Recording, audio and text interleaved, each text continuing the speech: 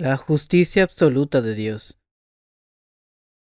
Algunas personas piensan que Dios solo juzga los pecados grandes y que por la amabilidad y bondad de su corazón pasa por alto los pecados pequeños. Sin embargo, debemos recordar que Dios es perfecto, puro y santo. Él es tan meticuloso que incluso tiene contados los cabellos de nuestra cabeza e incluso sabe cuándo un gorrión cae. En Mateo capítulo 5 versículo 22, Jesús dijo: Pero yo digo que todo el que se enoje con su hermano quedará sujeto al juicio del tribunal, y cualquiera que le diga insensato quedará sujeto al fuego del infierno. Luego en el versículo 26 dijo: No saldrás de allí hasta que pagues el último centavo.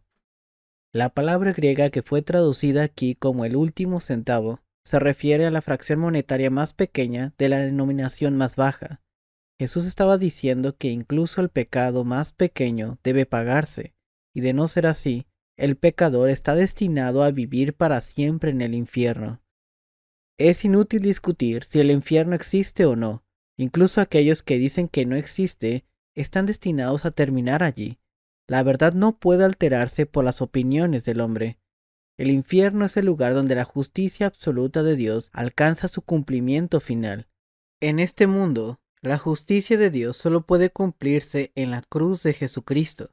El infierno es el lugar donde la justicia de Dios será cumplida en los espíritus y en la carne de aquellos que se queden fuera de la redención de la cruz, mientras están en este mundo.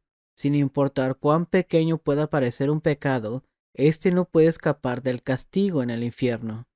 A esto se refiere la Biblia cuando dice que los muertos, aquellos que no eran salvos, fueron juzgados según lo que habían hecho, conforme a lo que estaba escrito en los libros, que cada uno fue juzgado según lo que había hecho y fueron arrojados al lago de fuego. Todo aquel que no llegue a un acuerdo con su adversario, es decir, con su conciencia, será acusado por su conciencia y juzgado acorde a ello.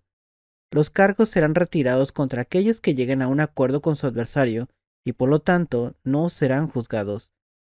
En Juan capítulo 3 versículo 18 dice: El que cree en él no es condenado. Por otro lado, la persona cuya conciencia no ha sido liberada será condenada al infierno.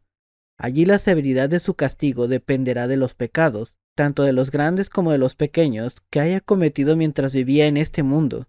Dios es bueno y justo incluso con aquellos que son condenados.